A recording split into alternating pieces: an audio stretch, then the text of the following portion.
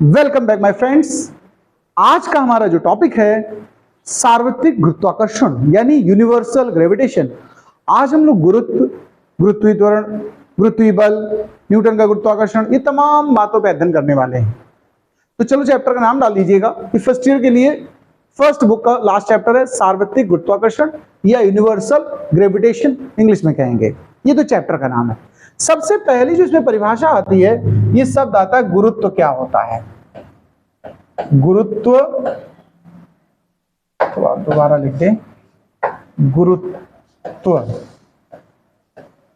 यानी ग्रेविटी। पहले इसका परिचय कराते हैं। देखिए, अगर आपने देखा हो प्रत्येक वस्तु को पृथ्वी अपनी ओर आकर्षित करती है, करती नहीं करती बताओ? पृथ्वी द्वारा जो प्रत्येक वस्तु पे आकर्षण लगाया जाता है ना, उसे हम गुरुत्व कहते हैं। क्या कहते हैं? और आकर्षण उसमें जोड़ दो गुरुत्व में, तो क्या बनेगा? गुरुत्वाकर्षण। बात समझते हो? तो जो गुरुत्वाकर्षण शब्द है वो गुरुत्व से बना है। तो परिभाषा लिखिए, पृथ्वी द्वारा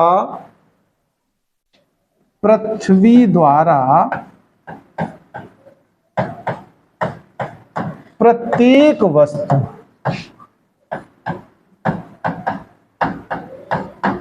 अपनी ओर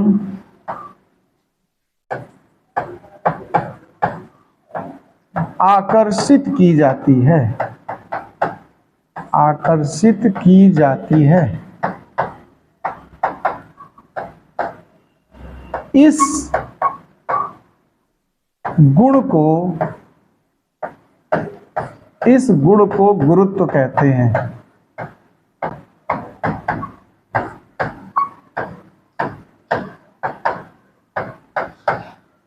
और ये जो आकर्षण बल लगेगा उसे क्या कहेंगे? गुरुत्वाकर्षण बल। लगने वाले आकर्षण बल को, लगने वाले आकर्षण बल को गुरुत्वाकर्षण बल कहते हैं।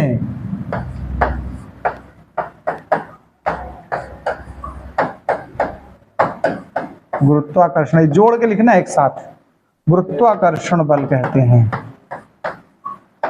तो ये तो गुरुत्वाकर्षण और गुरुत्व की परिभाषा हो गई। इसमें सबसे महत्वपूर्ण जो अभी हम बात करेंगे वो न्यूटन का गुरुत्वाकर्षण का नियम है। मोस्ट इंपॉर्टेंट है।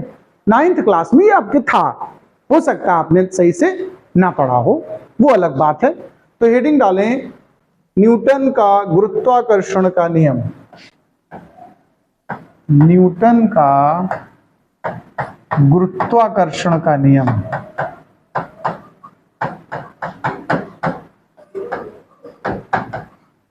का नियम इंग्लिश का है तो लिख दें न्यूटन्स लॉ ऑफ ग्रेविटेशन।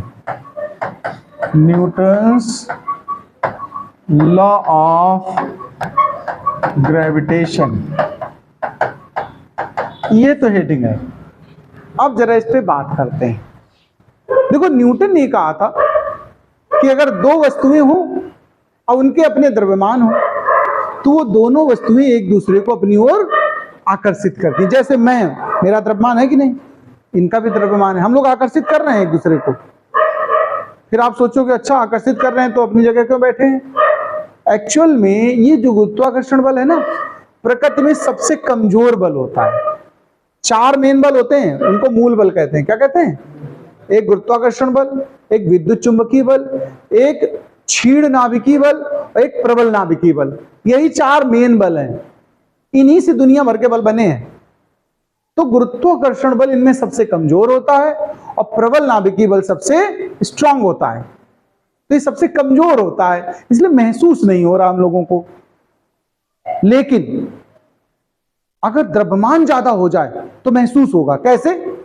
पृथ्वी से तो चिपके होगी नहीं, बताओ पृथ्वी क्यों अपनी ओर सबको खींच रही? एक द्रव्यमान पृथ्वी का है, एक तुम्हारा है कि नहीं? यहां महसूस हो रहा कि नहीं? क्योंकि पृथ्वी का द्रव्यमान बहुत ज्यादा है, तब जाके इस बल का प्रभाव महसूस होता है। चंद्रमा पृथ्वी के साथ आकर्षण लगाता है, तभी तो ज्वार भाटा आते हैं, सुने?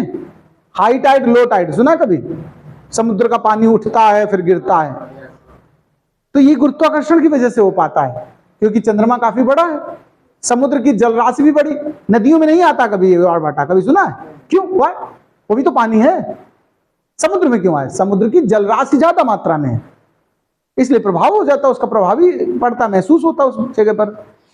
तो गुरुत्वाकर्षण के लिए न्यूटन ने जो नियम बनाया हम उसकी बात करते हैं। न्यूटन ने कहा अगर दो वस्तुएं ऐसी हो जिनके अपने द्रव्यमान हैं, कोई भी दो वस्तुएं हो, लगता सब में है, महसूस हो या ना हो अलग बात है।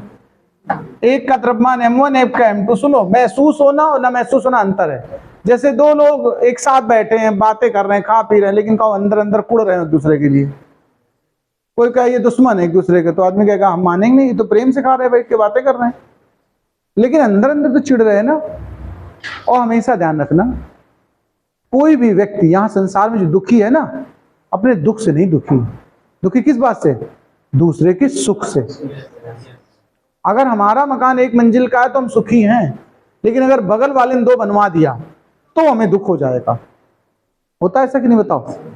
हमें अपने एक मंजिल से समस्या नहीं थी, हमें उसके दो मंजिल से समस्या हो गई। हमारे पास वैगनार है, अपना आराम से हम चलते हैं, लेकिन हमने देखा हमारे बगल में किसी ने हमसे बड़ी कार खरीद ली, तो हमें कष्ट हो गया कि यार हमारी कार छोटी लग रही है। समस्या कि नहीं? बताओ। अच्छा, अगर ये चीज खत्म हो जाए तो हम, अच्छा हमारा एक छोटा कमरा पक्का बना है, बगल में झोपड़ी डाल के कोई रह रहा है, तो हम सुखी हैं, क्योंकि हम झोपड़ी देगा, अच्छा अभी झोपड़ी में हो, ठीक है, तो हमें एक कमरे में मजा आने लगता है। होता कि नहीं? बताओ। अच्छा, बस यही संसार है। तो ये जो द्रव्यमान है ना दोनों, ये दोनों के बीच बल तो लगेगा, अब वो महसूस होगी ना वो, ये अलग बात है। इनके बीच आकर्षण बल लगेगा। मान लो इनके बीच की दूरी जो हमने है उसको कुछ मान लो आप r दूरी मान लो। क्या मान लो? इनके दोनों के केंद्रों के बीच की दूरी r मान लो। इनके बीच आकर्षण बल लगेगा। ये जो आकर्षण बल होगा, ध्यान देना, थोड़ा समझना बात को, परिभाषा भी लिखाएंगे तब नोट करना, भी लिखना नहीं। देखो, न्यूटन ने कहा था कि दो द्रव्यमान वाली वस्तुओं के बीच, अगर दो द्रव्यमान वाली वस्तुएं r दूरी पर रखी हैं, तो इनके बीच एक आकर्षण बल लगता है।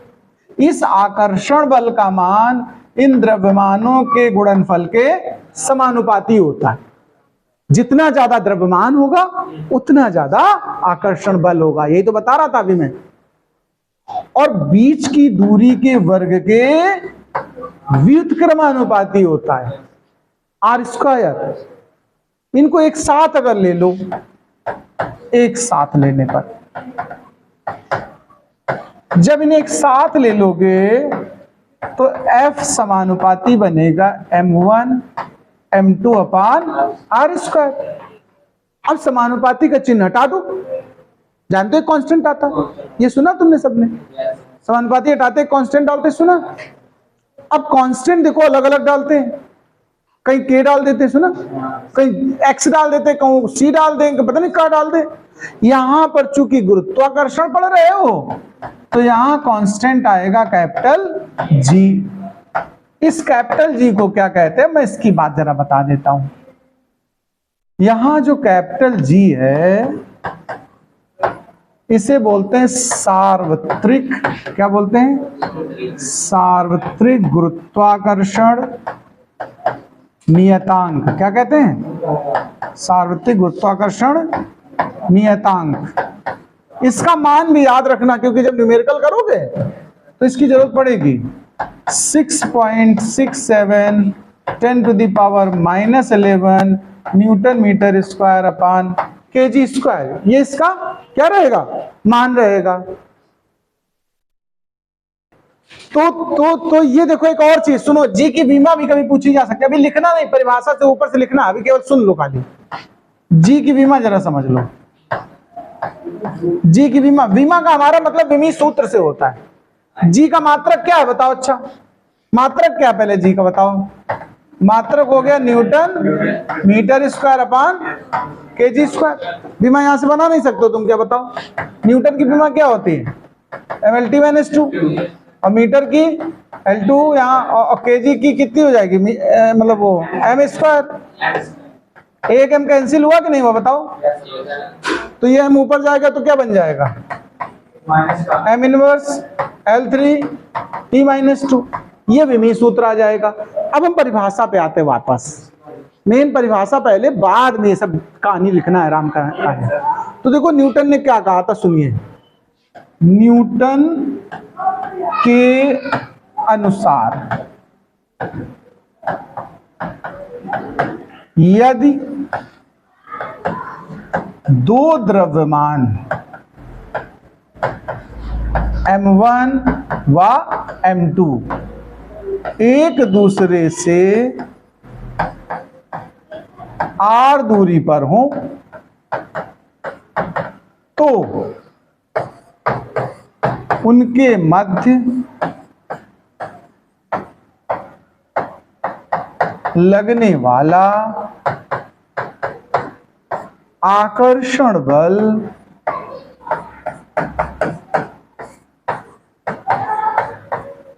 उनके द्रव्यमानों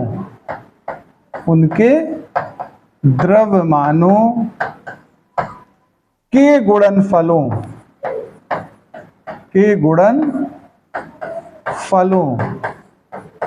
के समानुपाती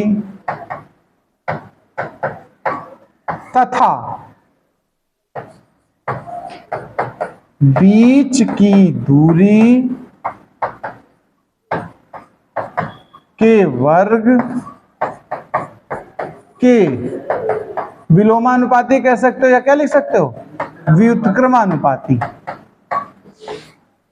होता है। ये परिभाषा बनेगी। फिर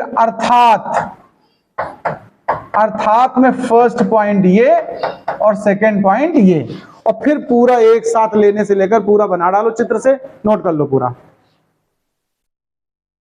तो देखिए ये तो हमारा गुरुत्वाकर्षण बल हुआ। देखो प्रकृति में मैंने बताया ना 4 फंडामेंटल होते हैं, उसमें से एक ये, इसके जरा गुण जान लो एक दो।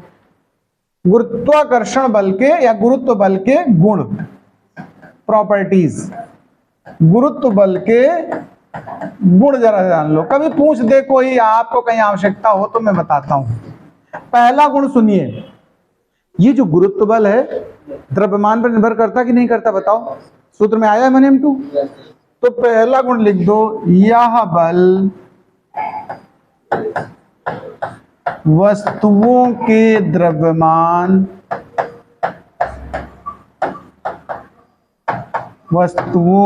द्रव्यमान के समानुपाती होता है।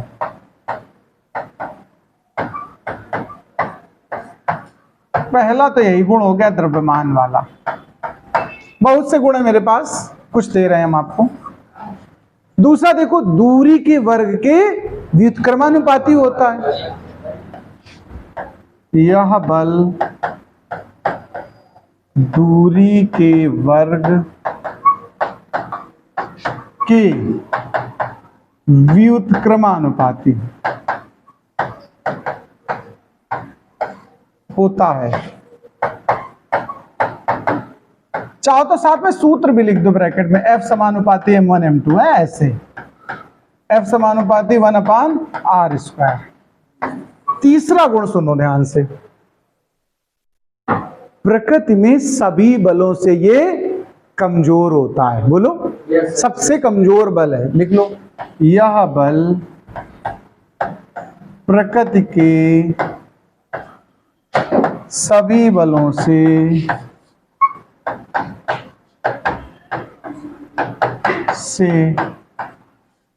दुर्बल होता है। मतलब और सब बल इससे स्ट्रांग होते हैं, ये सबसे गरीब है बेचारा है। एक और बात, इसका मान घटता तो जाता है दूरी के साथ, लेकिन शून्य पता कहां होगा, अनंत पर। देखो F प्रोपोर्शनल 1/r है कि नहीं, बताओ। F को 0 तब पाओगे जब R का मान इनफाइनाइट रखोगे। बोलो, यानी इसको बोलते हैं लॉन्ग रेंज फोर्स। क्या बोलते हैं, लंबी दूरी तक काम करता है। देखो सूर्य से पृथ्वी तक काम कर रहा है, सोचो। ऐसा नहीं सूर्य से, और उसके दूर भी कुछ चीजें, उनका भी यहाँ असर काम करता है। तो इससे हम बोलते हैं लॉन्ग रेंज फोर्स को हिंदी में कन्वर्ट कर दें तो कह देंगे अनंत परास का बल होता है। कैसा होता है, यह अनंत परास का बल होता है। अनंत परास का बल होता है, यानी अनंत तक इसका काम करता रहता है बल। एक और गुण, देखो बीच में अगर कोई माध्यम उपस्थित भी हो ना, हवा भरी कि नहीं भरी, पानी मानी भी, तो इसका असर नहीं पड़ता है। मतलब बीच में दोनों वस्तुओं के बीच अगर कोई माध्यम हो तो माध्यम पर यह बल निर्भर नहीं करता है। तो यह बल माध्यम पर निर्भर नहीं करता है, माध्यम पर निर्भर नहीं करता है। कितना लिख दिया। अगली प्रॉपर्टी पे आते हैं। ये बल आकर्षण बल है। कैसा? आकर्षण बल है। यह बल कैसा है बताओ? आकर्षण बल है। यह बल आकर्षण बल है।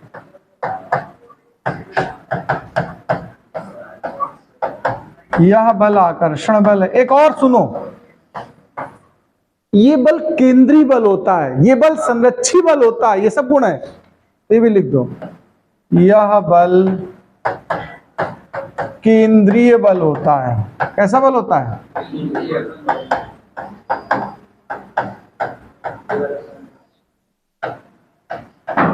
यह बल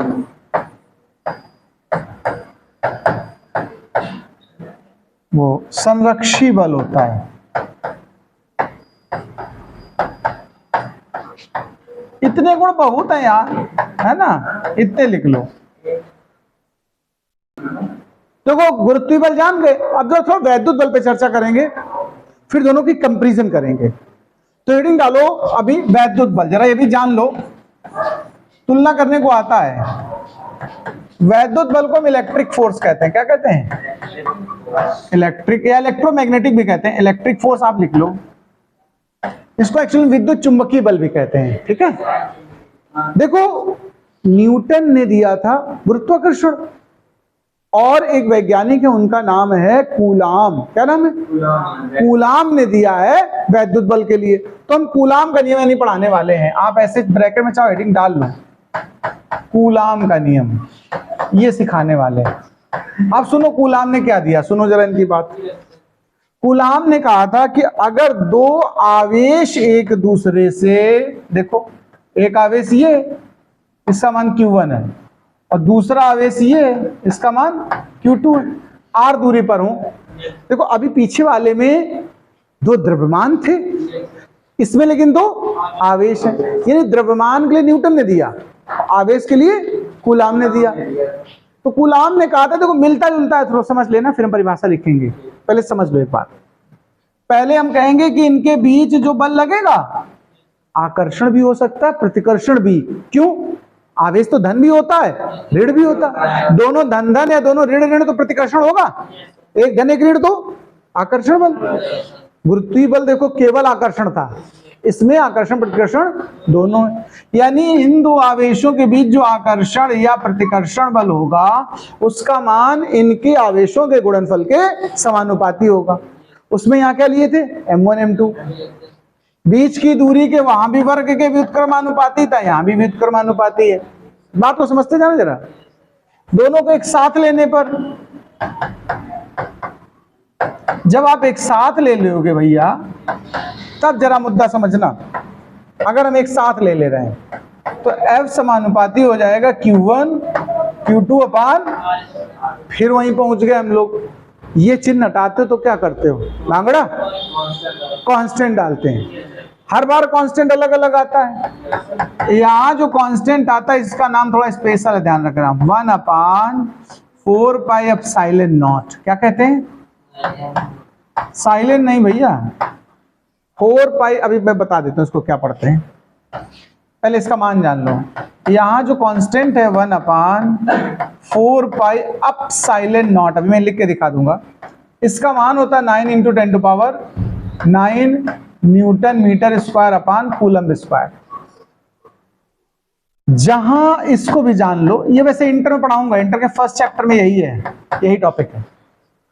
इसको बोलते हैं निर्वात की विद्युतशीलता। क्या बोलते हैं? निर्वात की विद्युतशीलता, इंग्लिश में कहते हैं permittivity of free space, but English के चक्कर में ना बड़ो नाम सुन लो खाली। इसका मान होता है 8.85 10⁻⁻12 कूलाम स्क्वायर बटे न्यूटन मीटर स्क्वायर। ये भौंक ले ससुर। तो ये जो एप्सिलॉन नॉट है इसको बोलते हैं निर्वात की विद्युतशीलता। देखो इसको जरा समझ लेना, इसका मान इतना होता है, हालांकि इस पे ज्यादा डिटेल में नहीं जा रहे हैं, इंटरमीडिएट में डिटेल पे बात करेंगे। अब इस सूत्र पे बात कर देते हैं। तो ये सूत्र आप समझ ही गए हो, इसको कूलाम का नियम कहते हैं। क्या कहते हैं?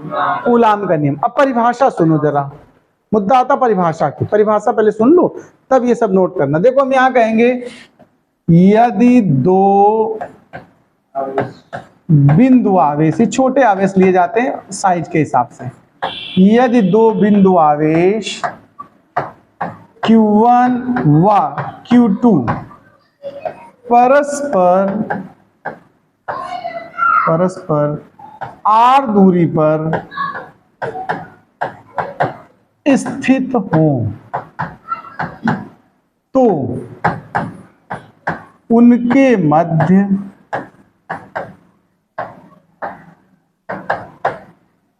लगने वाला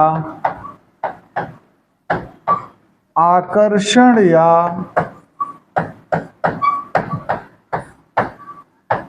प्रतिकर्षण बल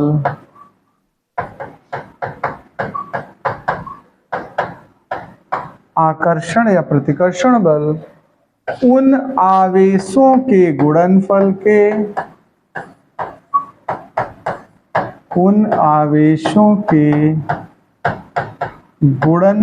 के समानुपाती तथा बीच की दूरी के व्युत्क्रमानुपाती होता है। ये तो परिभाषा हो गई। अर्थात लिख के सबसे पहले ये पॉइंट फर्स्ट डायग्राम बना के लिखना, फिर सेकेंड पॉइंट, फिर आप पूरा एक साथ लिखते चले जाओ लास्ट तक। चलो नोट कर लो भाई। अब देखिए जो एप्सिलॉन नॉट है इसका मात्रक और विमा भी आप बना सकते हो, 12th में तो बहुत जरूरत पड़ेगा। पहले एप्सिलॉन नॉट का मात्रक जान लो। देखो ये जो है ना, ये क्या लिखा है? कूलाम स्क्वायर बटे न्यूटन मीटर स्क्वायर, ये मात्रक है एप्सिलॉन नॉट का। इसी से विमा बन जाएगी, विमीय सूत्र। एप्सिलॉन नॉट की विमीय सूत्र का विमीय सूत्र लिख दो यार, जेंडर पे ध्यान न दो। एप्सिलॉन नॉट का विमीय सूत्र सुनिए, कूलाम स्क्वायर है ना, कूलाम की विमा पता क्या होती है? Q बराबर IT होता है, I1 एम्पियर, T मतलब टाइम। तो कूलाम की विमा होती है AT। क्या होती है? और उसका भी स्क्वायर है यहाँ पर देखो। न्यूटन की तो तुम्हें याद ही होगी, mLT-2, और मीटर की L उस पे स्क्वायर है। देखो अब सुनो, ये M ऊपर जाएगा, इनवर्स होगा कि नहीं?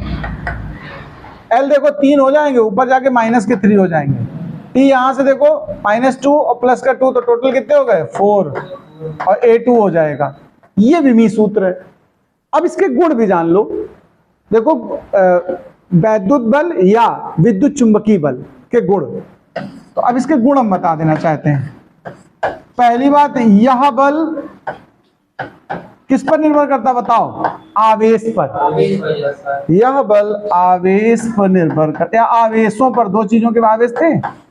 यह बल आवेशों पर निर्भर करता है। पहला पॉइंट, उसी मिलाते जाना एक एक पॉइंट, उससे आसान रहेगा तुम्हें याद करने। दूसरा सुनो, ये बल भी दूरी के वर्ग के व्युत्क्रमानुपाती है। यह बल भी दूरी के वर्ग के व्युत्क्रमानुपाती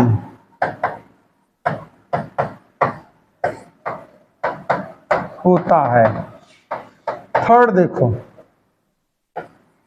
तीसरा उसमें क्या पॉइंट बताया था? सबसे कमजोर था, ये सबसे कमजोर नहीं है, ये दूसरे नंबर का जोरदार है। मतलब सबसे प्रबल कौन था? नाभिकीय प्रबल बल, सेकेंड नंबर का, तो इसको कहेंगे द्वितीय प्रबल बल है। यह द्वितीय प्रबल यानी दूसरे नंबर का प्रबल है, ये द्वितीय प्रबल बल है।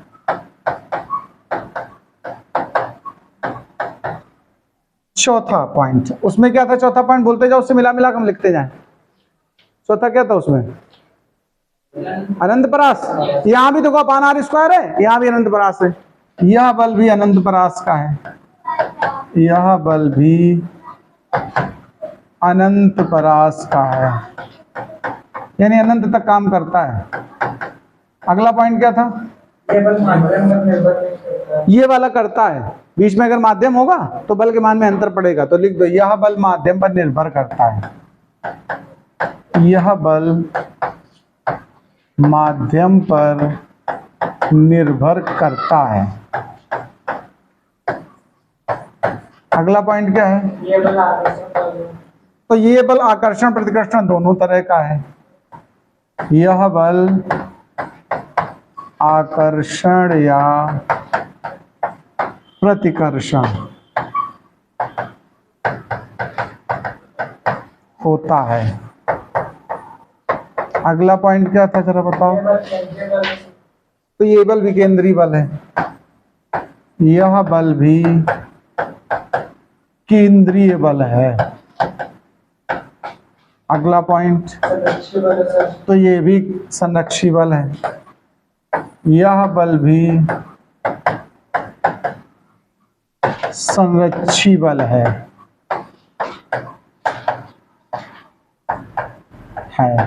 एक बात ध्यान रखना, अभी अगली बार हमने एक टॉपिक करना है मुझे, दो कणों के बीच जिनमें आवेश भी हो द्रव्यमान भी हो, इन बलों की तुलना करनी है। वो एक आंकिक प्रश्न बनेगा एक तरह से, ठीक है? तो ये हम लोग अगले वीडियो में करेंगे। तब तक के लिए नमस्कार।